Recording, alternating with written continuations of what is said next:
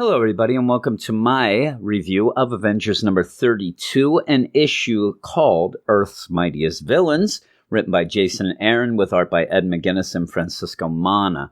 My biggest complaint with Jason Aaron's run so far is the sheer amount of plots and people and groups that he has thrown at the reader since issue 1. Some, like the Agents of Wakanda, have gone off into their own book, while others have hung around in the background for over a year now.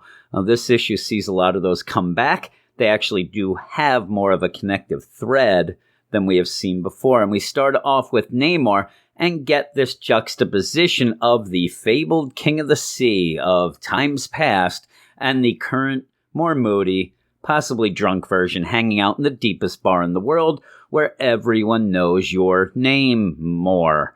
The bartender is quick with a joke, but since you can't light up a smoke in the Mariana Trench, he tells Namor what he should do, and that's team up with all the groups Jason Aaron has had in this book to take on the Avengers.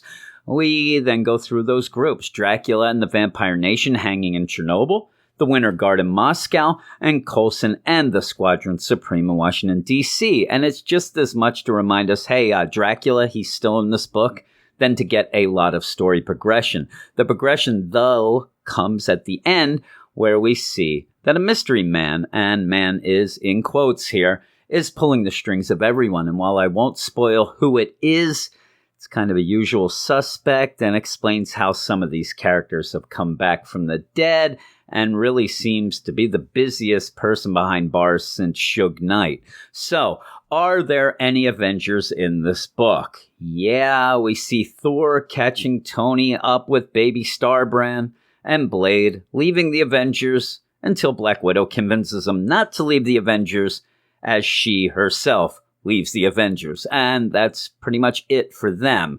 The thing people will be talking about, however, is the cliffhanger that involves Namor and is crazy and something X-Men fans should definitely check out. This book requires a lot of patience and a bunch of money to get the most out of it. Jason Aaron takes years to get back to some of these elements in his stories, and that's a lot to ask of a guy with severe ADHD and not a lot of spending cash in his pocket. And I see some people already saying that getting back to these things, getting back to these loose threads and showing there's a connection that this is, quote, genius.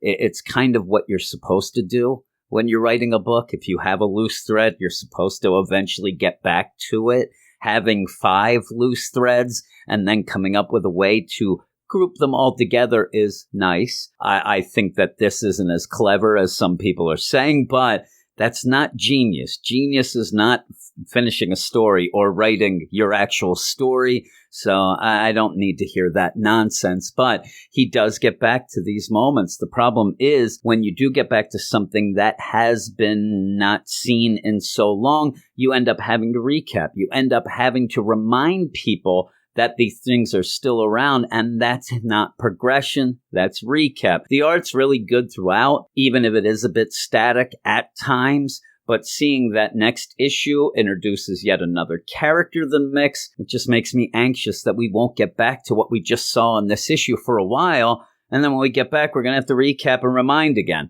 Plus, I'd like to see the Avengers together doing things in their own book, which we don't get often here. Because of all of that, I am going to give this issue a 6 out of 10. Your mileage may vary. If you end up loving cliffhangers, and it is a big one, it's a wow moment, your score will probably go up because of that. And Jason Aaron writes these characters very well. He doesn't have a problem with that. It's more progression, story progression that does drive me nuts, and it's something that drives me nuts in comics overall right now. It's not just Jason Aaron. I will give him a little bit of kudos over some other people who do it. At least the things that he does get back to eventually, they're interesting enough, and I like the concepts.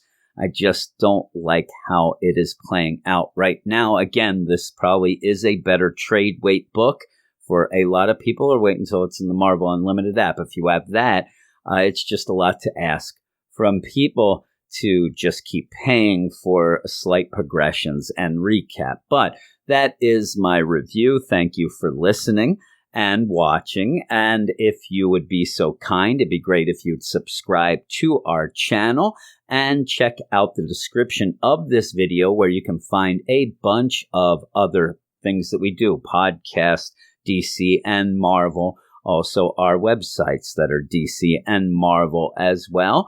But thank you all, and I'll talk to you later.